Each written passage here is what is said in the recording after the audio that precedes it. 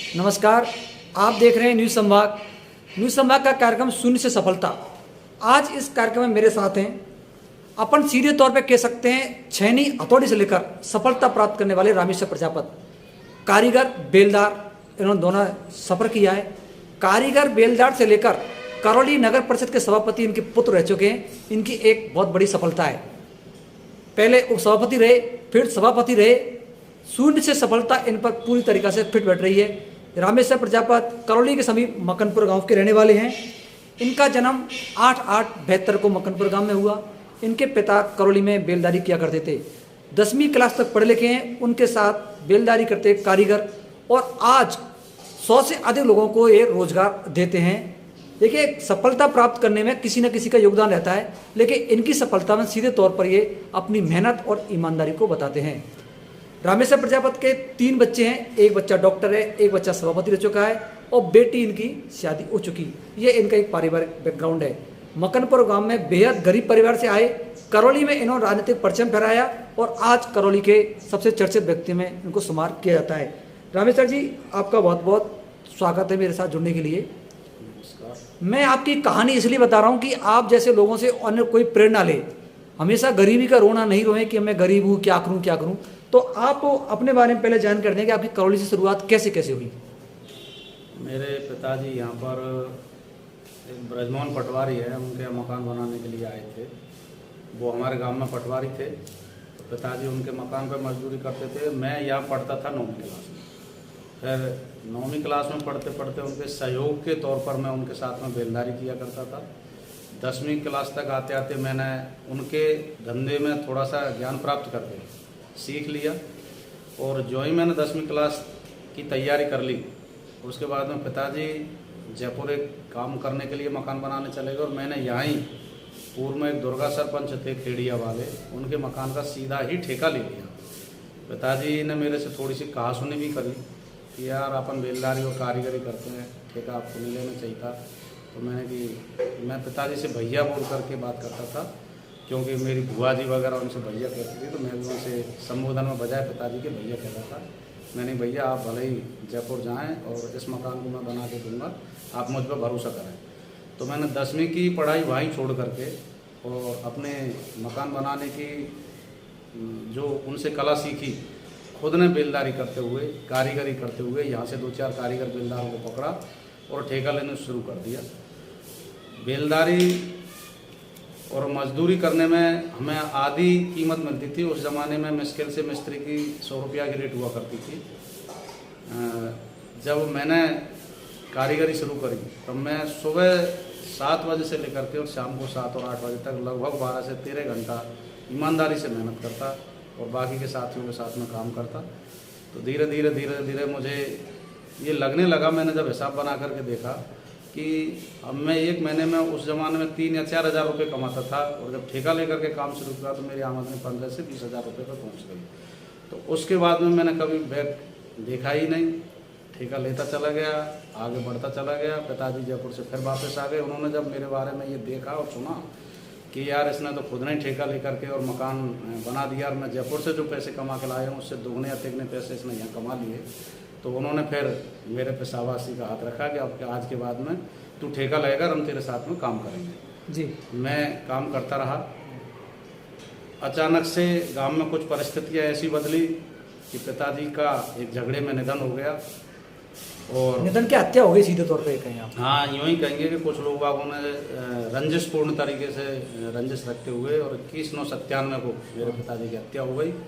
मुझ पर बहुत बड़ा एक जुल्म टूटा, और 21/9/97 के बाद में मकान तो हमने इंदिरा कॉलोनी में पिताजी ने पहले से ही बनवा रखा था। फिर मेरा मन एकदम गांव से भर गया, और पूर्ण रूपेण मैंने मेरे धंधे को और आगे बढ़ाते हुए 98 में से एक आरसीसी का काम शुरू कर दिया। उस वक्त आरसीसी को गिने चुने लोग ही जानते थे करौली में, और मुश्किल से मकान का छज्जा आरसीसी का डलवाया करते थे। बाकी यहाँ डांग क्षेत्र है, पत्थर अवेलेबल होता है तो चीरी डलवाते थे।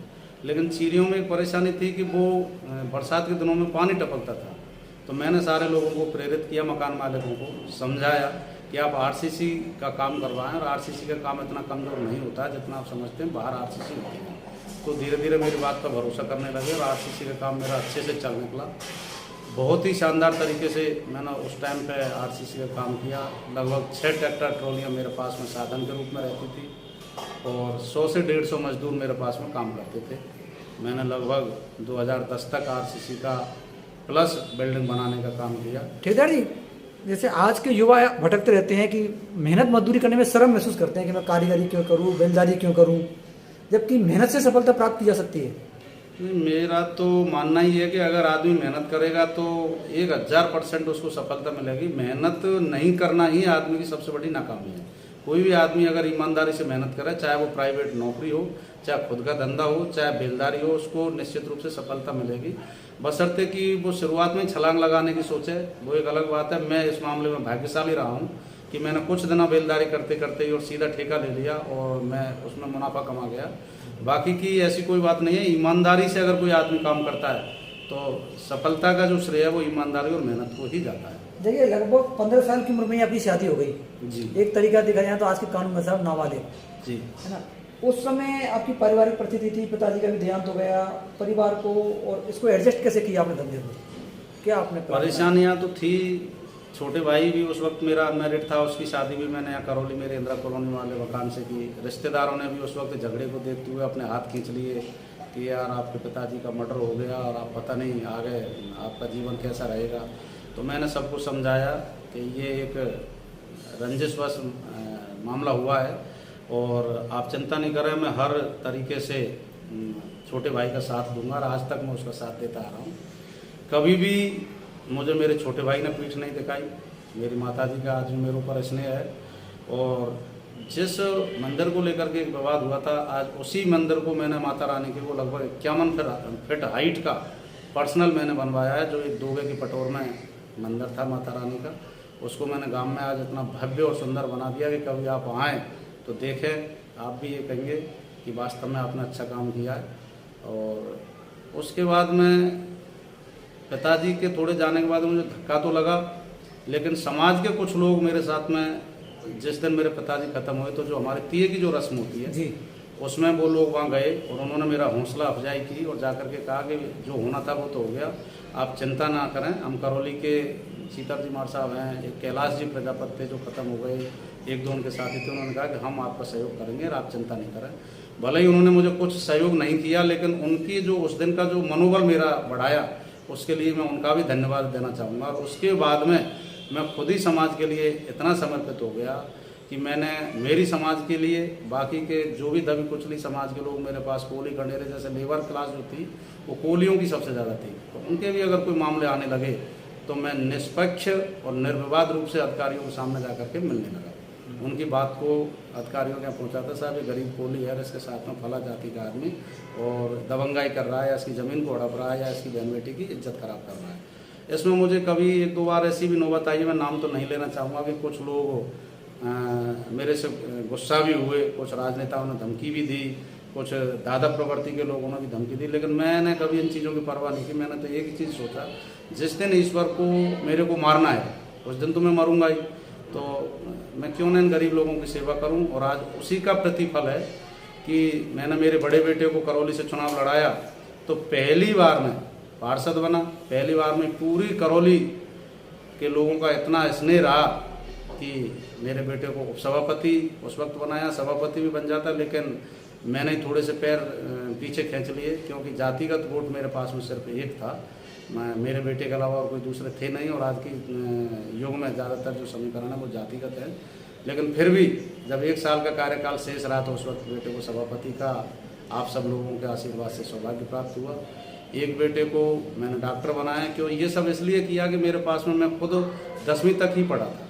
मुझे ये अपने आप में लगने लगा कि शिक्षा आज के युग में ज़रूरी है। अगर मैं शिक्षित होता तो शायद मेरे इस बिजनेस को करौली के बजाय बाहर तक ले जाता।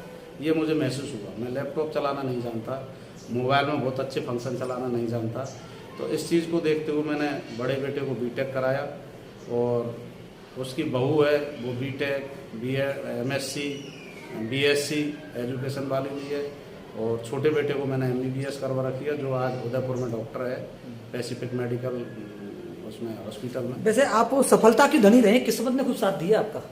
किस्मत ने भी देखिए, साथ दिया। किस्मत आपका एक वोट था, वो सभापति बन गए। हाँ बिल्कुल, किस्मत ने साथ दिया, लेकिन मैं सबसे ज़्यादा इसमें किस्मत से ज़्यादा मेरी जो मेहनत और ईमानदारी है उसका श्रेय करौली वासियों को देना चाहूँगा कि पूरी करौली की जनता ने मेरे ऊपर भरोसा किया। क्योंकि मैंने जब इनके मकान बनाए तब से लेकर के आज तक वो लोग ये देखते आए हैं कि वास्तव में अच्छा आदमी है, ईमानदार आदमी है, कहीं कोई बेईमानी और चीटिंग नहीं करता है। तो उस ईमानदारी का फल मुझे राजनीति में भी मिला। बाकी के बहुत से लोग हो सकता है पैसे के दम पे कैसे भी, और मतलब जो चुनाव जीतने की फिराक में रहते हैं, जातिगत बाहुल्यता को लेकर के चुनाव के एक पक्ष में रहते हैं, लेकिन मुझे नहीं लगता। 1 साल के लिए सभापति का मौका मिल गया आपको। और 1 साल के लिए सभापति का मौका भी करौली की जनता ने मुझे दिया है। छोटी बात नहीं है कि पहली बार में इतनी बड़ी सफलता अल्पसंख्यक होते हुए और बगैर किसी राजनीतिक गुरु के होते हुए, और मुझे सौभाग्य प्राप्त जो करौली की जनता ने दिया वो काबिल तारीफ। रामेश्वर जी, आपके मन में कभी टीस होगी कि आप कि पुत्र वधू को आपने चुनाव लड़वाया, भाई की उसको बेटे को लड़वाया, लेकिन कभी आप चुनाव नहीं लड़ पाए, नहीं, क्या वो कारण है? शिक्षा की वजह से, या फिर यूं कह लीजिए कि पारिवारिक परिस्थिति। हालांकि चुनाव आपके नाम पे लड़ा गया।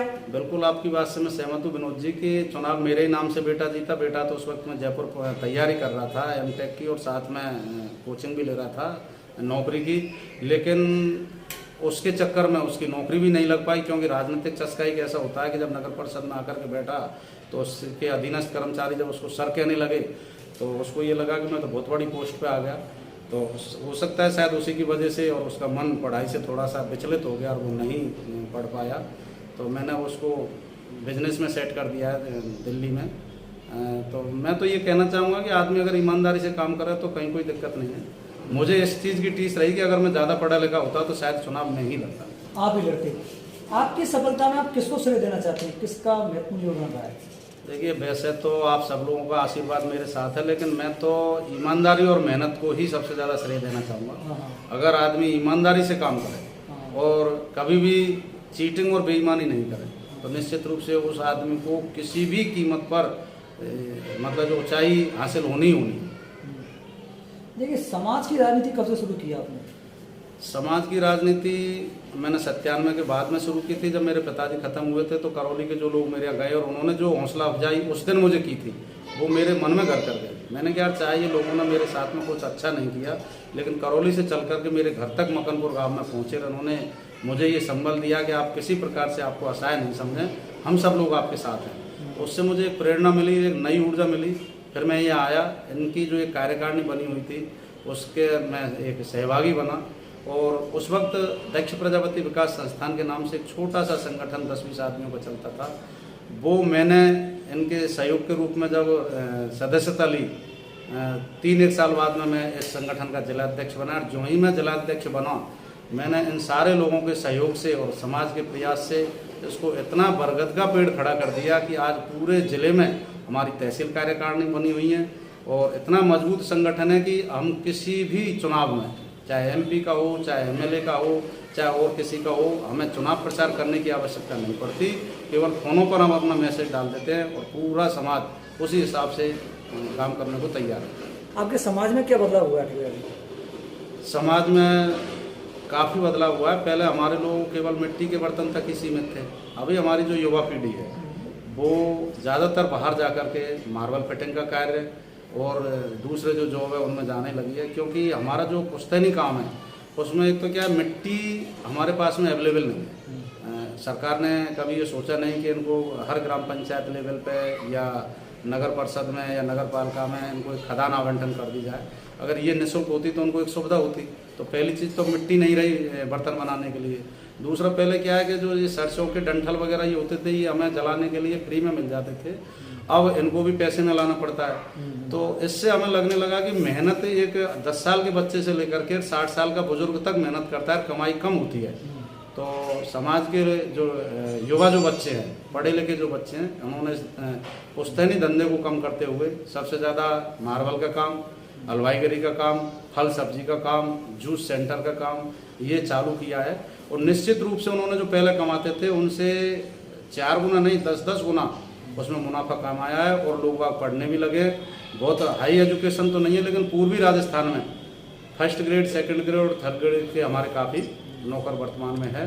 तो मुझे इस बात की खुशी है कि हमारी समाज अब उन्नति की हो। तो ये समाज सेवा आप जो कर रहे हैं, सामूहिक विवाह सम्मेलन वगैरह आप लोग कराते हैं? उससे क्या बदलाव आया, आप लोग क्या करते हो उसके लिए? सामूहिक विवाह सम्मेलन से विनोद जी मैं आपको निवेदन करना चाहता हूँ, ये बदलाव आया है। मैंने यहाँ जनरल कास्ट के जो सामूहिक विवाह सम्मेलन है उनसे ये एक प्रेरणा ली कि जो बड़े पैसे वाले लोग हैं वो पैसे दे करके जो गरीब तबके के जो लोग हैं, मध्यम क्लास के जो लोग हैं, उनको वो फायदा पहुंचाते थे। मेरे भी ये टीस जगी, तो निःशुल्क सामूहिक विवाह सम्मेलन, कोई शुल्क नहीं, ना बेटे वाले से ना बेटी वाले से, और हमने करवाना शुरू करवाया और वो सक्सेस भी हुआ। जो भी हमारे समाज के भामाशाह थे, किसी ने सामान दिया, किसी ने पैसे दिए, और बहुत अच्छे तरीके से सामूहिक विवाह सम्मेलन सफल हुआ। और जिनकी, जैसे अभी आप कह रहे थे कि आदमी आगे कैसे बढ़े, तो जिनकी आय निम्न थी, जो आदमी 400 रुपया की मजदूरी करता और महीने में 12,000 रुपये कमा पाता, उस आदमी के लिए अच्छी शादी करना थोड़ा सा महंगा लगता था। तो उन्होंने अपनी बेटी और बेटों का रजिस्ट्रेशन करवाया, अच्छे परिवार में उनकी शादी हुई, एक पैसा हुआ, खर्च नहीं हुआ। तो ये समाज में बदलाव आया है आपके में? ये बदलाव लगभग 10 साल के अंदर आया है, पहले के कैसे आया? नहीं, 10 साल से तो थोड़ा पहले से आ गया, लगभग 15 या 20 साल से समाज में बदलाव है। लेकिन इन्हीं 10 और 5 साल में तो समाज को मैं कहना चाहूँगा कि काफ़ी पंख लगे हैं।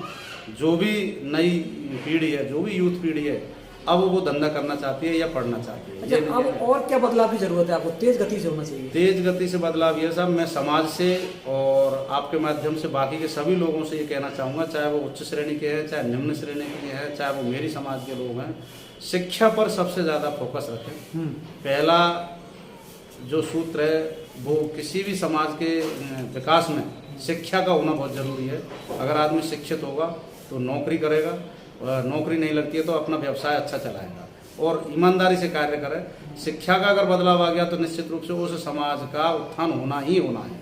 पिताजी, अब आपसे प्रश्न ये है कि आपका बेटा काफ़ी पढ़ा लिखा है, समाज में दहेज प्रथा काफ़ी चल रही है, आप अपने बेटे की एमपी में शादी करने वाले थे, काफ़ी पैसा मिला, वो संबंध क्यों तोड़ दिया, फिर करौली में किया, ये क्या कारण है?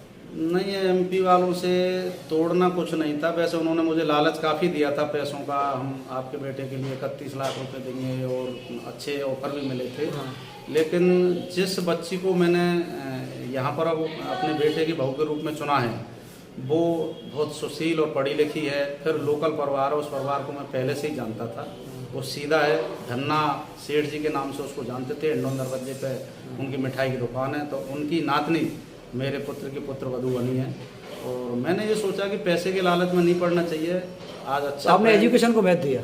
एजुकेशन को प्लस संस्कारों को महत्व दिया। अगर परिवार में अच्छी बहू आएगी तो निश्चित रूप से परिवार को आगे बढ़ाएगी। पैसे के लालच में अगर कुछ बहू अगर जिद्दी प्रवृत्ति की आ गई या और किसी प्रकार की आ गई तो कलह जो रहता है नहीं, वो नहीं होना चाहिए। मेरे बेटे की शादी को 3 साल हो गई, आज दिनांक तक बेटे में, बेटे की बहू में या मेरी पत्नी में किसी भी प्रकार की कोई तू में नहीं है। बहुत शांत प्रिय जीवन जी है।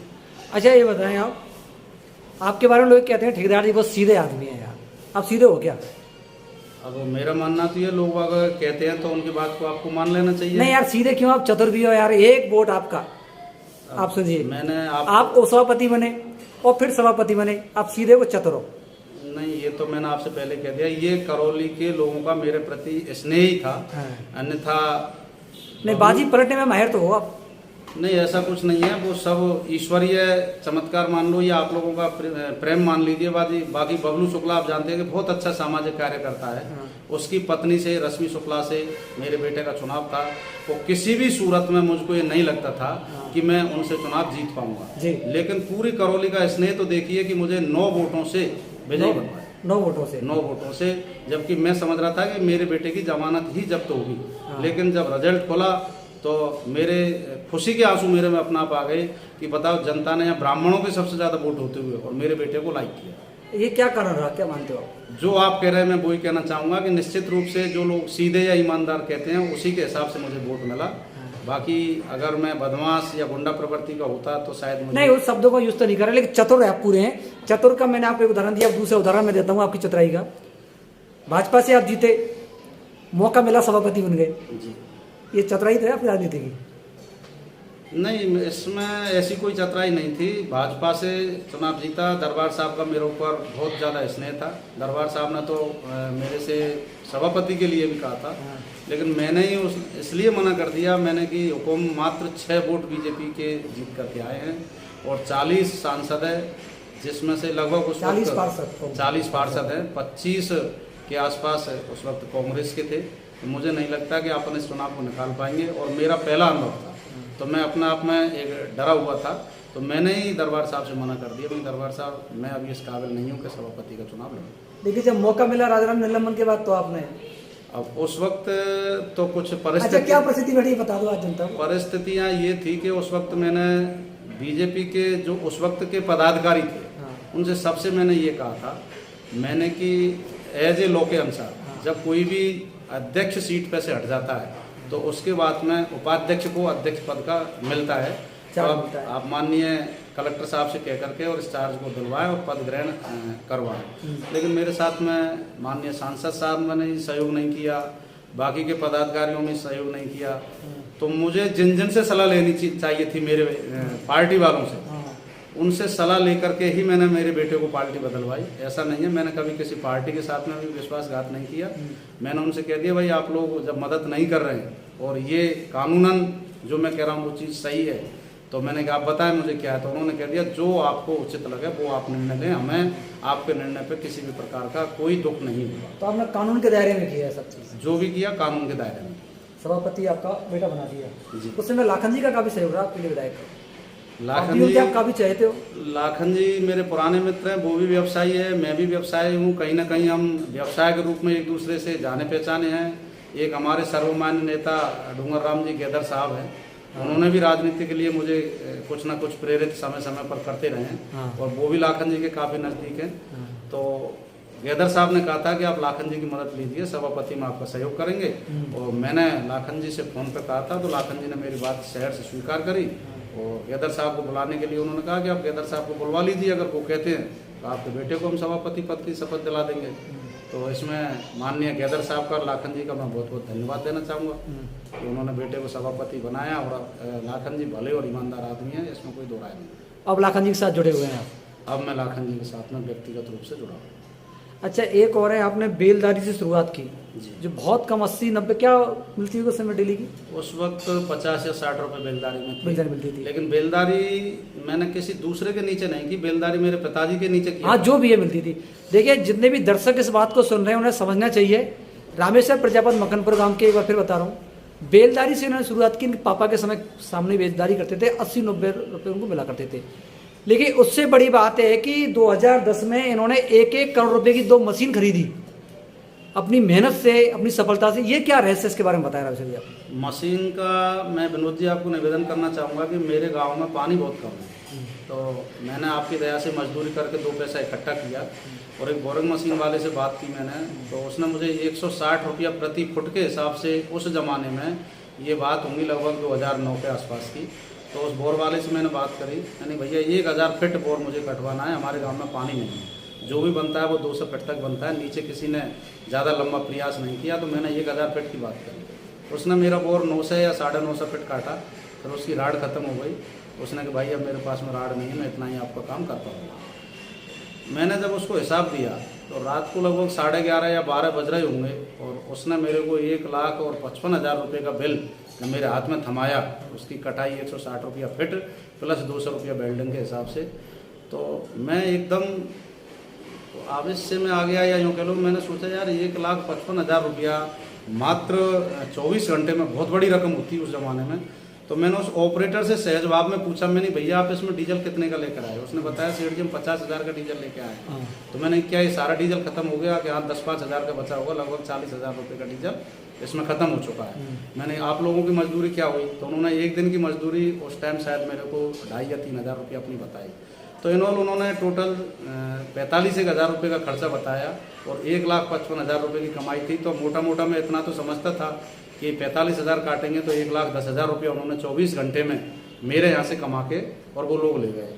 उसी ऑपरेटर से मैंने पूछा ये मशीन कहाँ बनती है, कैसे इसको ख़रीदा जाता है? तो उन्होंने जितना उसको अनुभव था उसने बता दिया कि भीलवाड़ा में बनती है और कंप्रेसर बाहर से आता है, ट्रक आप जहाँ से पुराने खरीदें चाहे नए खरीदें, और आप देख लो अगर आप बनवाना चाहते हैं तो मेरा इस मामले में भी किसी से कोई अनुभव नहीं है, बस वो ऑपरेटर से जानकारी करते हुए और मैं सीधा गाड़ी लेकर के भीलवाड़ा चला गया। वहाँ जाकर के मैंने नई मशीन के लिए ऑर्डर बुक करा दिया, कंप्रेसर नया लिया, मशीन नई बनवाई और एक ही साल में 2 मशीनें मैंने बनवा करके तैयार करवाई और उस वक्त मेरा धंधा ऐसा चला कि शायद मैंने कभी पीछे मुड़ करके नहीं देखा। 3-3 मशीन मैंने मेरे पास में बोरिंग मशीन की खड़ी है। देखिए रामेश्वर प्रजापति के टैलेंट का एक बार फिर आपको समझना चाहिए। पहले मैंने बताया सभापति और सभापति टैलेंट, बेलदारी शुरुआत करके अच्छे ठेकेदार बने। अब तीसरा टैलेंट आपको समझना चाहिए कि जो व्यक्ति मशीन लगाने आया उस मशीन वाले से ही पूरा ज्ञान लेके उसकी दुकान बंद कर दी और खुद की स्थापित कर दी। ये हर किसी की समझने की बात है। रामेश्वर जी एक बात और बताओ, समाज और परिवार और आपका बिजनेस, इन और बेटों की पढ़ाई, बेटी की शादी आपने करी दी है, जी अर्जुन मोरपाल जी की पुत्रवधू है जी। है ना, इन सब में आप एडजस्ट कैसे कर पाते हो? क्या तालमेल रहता है आपका?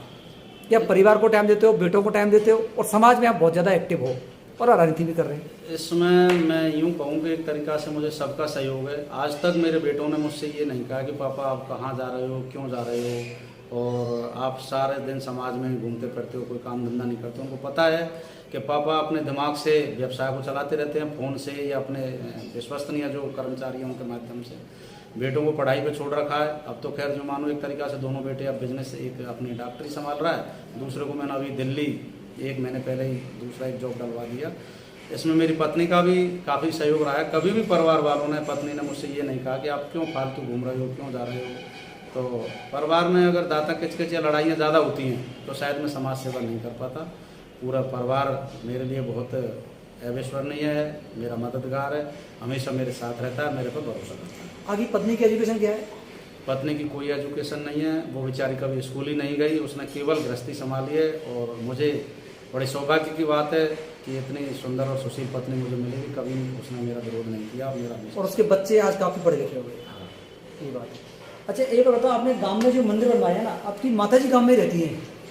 हाँ, गांव में उनको माता रानी का जो मंदिर बनवाया उससे बहुत ज़्यादा स्नेह है। वो कभी कभार मेरे बच्चों से मिलने के लिए यहाँ आ जाती हैं। बाकी वो मान लीजिए 12 महीने में 10 महीने मंदिर पे ही रहती है। काफ़ी प्रयास कर लिया मैंने उनको बुलाने का, और वो आती है 15 दिन 20 दिन रुक के चली जाती है। मंदिर बहुत शानदार है और उनको उसका भजन करने में, उनकी साफ़ सफाई करने में, झाड़ू पोछा करने में आनंद मिलता है। वो अभी अपने उनके हाथ पैर चल रहे हैं, सक्षम है, तो अपने खाना खुद बना लेती हैं और हमेशा देवी माँ के पूजा में मस्त है। अच्छा गांव से आपका तालमेल बना रहता है अभी या नहीं? हाँ जी, गांव से मेरा तालमेल है। अभी भी मैं नौरता कर रहा हूँ तो मैं सुबह यहाँ से नहा धो करके निकल जाता हूँ और पूरे 13 अध्याय पाठ करके माता रानी की, और वापस 12-1 बजे तक आ जाता हूँ। तो ज़्यादातर मेरे जो नवरात्र हैं वो गांव से ही होते हैं, मंदिर से ही। और लोग बागों से भी अच्छा स्नेह है, ऐसा कुछ नहीं है। लेकिन थोड़ा सा पिताजी जब ख़त्म हुए थे तब गांव से जो एक बहुत ज़्यादा स्नेह जिसको कहना चाहिए वो कम पड़ गया। बाकी अच्छे जो लोग हैं उनसे आज भी मिलना जुलना मेरा बराबर है। गांव से भी मैंने यूँ तो 2 भागवत करवाई हैं मंदिर पे, और दोनों पंचायत, बीजलपुर पंचायत प्लस अपने जो है मकनपुर जहांगीरपुर पंचायत, दोनों को मैंने प्रसादी के रूप में निमंत्रण दिया है और दोनों ग्राम पंचायतों के लिए भंडारा करवाया है। तो ऐसा नहीं है, अगर गांव का सहयोग नहीं होता तो 2 पंचायतों में लगभग आप मान लीजिए 10,000 आदमियों को खाना होता है, कैसे संभाल पाते हैं। अच्छा ये बताएं, आपको आपके समाज की सबसे कमजोरी क्या है कि ये समाज हमारा अगर कमजोरी को समाप्त कर दे तो मेरा समाज और आगे बढ़ सकता है? अगर मेरे बुजुर्गों मेरी बात को आपके माध्यम से सुने तो मैं उनसे कहना चाहूँगा, एक नशाखोरी मेरी समाज में थोड़ी सी प्रचलन में है, चाहे वो शराब की हो, चाहे वो चिलम गांजे की हो या अन्य किसी भी प्रकार की हो। तो पहले एजुकेशन नहीं थी, तो ये तो मैंने आपको निवेदन किया कि वर्तमान में तो एजुकेशन है, लेकिन अगर जो भी नशाखोरी है किसी भी प्रकार की, उसको अगर मेरा समाज त्याग दे तो मैं चाहूँगा कि हमारी समाज काफ़ी हद तक आगे निकल जाए। नशाखोरी त्याग, तो इसके लिए पहल कौन करेगा, कैसे होगी पहल? क्यों समाज के लिए संगठन ने पहल भी की है। एक बार करौली में हमने मीटिंग करके और एक 11,000 रुपये जुर्माने का प्रावधान भी किया था, लेकिन कुछ लोगों ने क्या उसमें सहयोग भी किया और कुछ लोग थोड़ा सा दूर होते चले गए। हर आदमी पे 11,000 रुपया ले भी नहीं सकते थे जी, इसलिए से थोड़ा सा संगठन ही लूज हो गया। बाकी की कम है, पहले के जो लोग हैं थोड़ा सा उनमें ही है, युवाओं में बहुत कम है। युवाओं में कम है? युवाओं में बहुत कम है। और सबसे खुशी इस बात की है कि मेरे समाज के लोगों में जो ये नई जो एक उसकी बीमारी है नशे की, जिसको कहते हैं अपन ड्रग्स, स्मैक, ये मेरे समाज में नहीं है। कोई 0.1% की कह नहीं सकता। बाकी की समाज अभी ऐसे नशे से बिल्कुल दूर है। ये छोटा मोटा नशा सिगरेट, बीड़ी या दारू वगैरह का ही है। बाकी की बालिका शिक्षा की स्थिति क्या आपके समाज की? बाल का शिक्षा में अब ठीक है, पहले बिल्कुल नहीं थी, लेकिन ग्रामीण में तो मैं अब कहूँगा अभी भी कम है। 10वीं पढ़ाई करवाने के बाद में बच्चियों को बैठा देते हैं, लेकिन शहरों में जो भी परिवार रह रहे हैं वो बच्ची को लगभग BA तक की शिक्षा तो दे ही रहे हैं। इस बारे में मैं समाज के लोगों से कहना चाहूँगा कि चाहे वो ग्रामीण क्षेत्र में रहे, चाहे वो शहरी क्षेत्र में रहे, बच्चियों को जरूर पढ़ाएं। बच्चा एक बार भले ही नहीं पढ़े तो कोई बात नहीं चलेगा, लेकिन बच्चियां अगर पढ़ेंगी ना तो वो 2 परिवारों को उतारती है, ससुराल अच्छा, पक्ष। अब समाज की बात चल रही है, बताओ हर समाज की तरह आपके समाज में भी गुटबाजी है क्या? नहीं, ऐसा कुछ नहीं है। अब एक लालसा हर आदमी के मन में ये रहती है मैं जिलाध्यक्ष बनूं या फलाना बनूं, तो ऐसे 2-4 जय चंदों की तो मैं कहना नहीं चाहूँगा। बाकी मेरा मानना ये है कि आज की तारीख में दक्ष प्रजापति विकास संस्थान के नाम से जो संगठन है, लगभग 95% लोग उसके नीचे फॉलो आ रहे हैं। बाकी 5% लोग तो अब आप भी समझते हैं कि किसी भी समाज के हैं, वो कहीं भी काम करते रहते हैं। तो जो लोग एक ऊपर से एक कागज़ का टुकड़ा लेकर के ये जिलाध्यक्ष है या ये प्रदेश उपाध्यक्ष है सब बना देते हैं, तो वो 10-5 अपने नाते रिश्तेदारों को लेकर के वो कोई भी काम शुरू कर सकता है। बाकी मुझे नहीं लगता कि मेरी समाज में किसी भी प्रकार की कोई संगठन में गुटबाजी है। और जब काम पड़ता है तो जो दूसरे जो लोग हैं वो भी हमारे साथ में रहते हैं, काम अच्छा, करते हैं। समाज की सेवा करने के लिए किसी पद की जरूरत है या सीधा ही कर सकते हैं? नहीं, राजकीय सेवा तो आदमी को मन से होता है। किसी भी समाज की सेवा के लिए समाज की सेवा भी मन से होती है, पद की कोई आवश्यकता नहीं होती है। वर्तमान में मैं किसी भी पद पे नहीं हूँ, और लेकिन समाज का या दूसरे गरीब लोगों का कोई काम आता है तो मैं अधिकारियों से जाके मिलता हूँ, और केवल रामेश्वर ठेकेदार के नाम से मिलता हूँ। सब रामेश्वर ठेकेदार प्रजापति समाज से हूँ, और मेरा ये काम, और अधिकारी सुनते हैं और काम भी करते हैं। रामेश्वर जी, आप हमारे साथ जुड़े, आपका बहुत बहुत धन्यवाद। आपको भी बहुत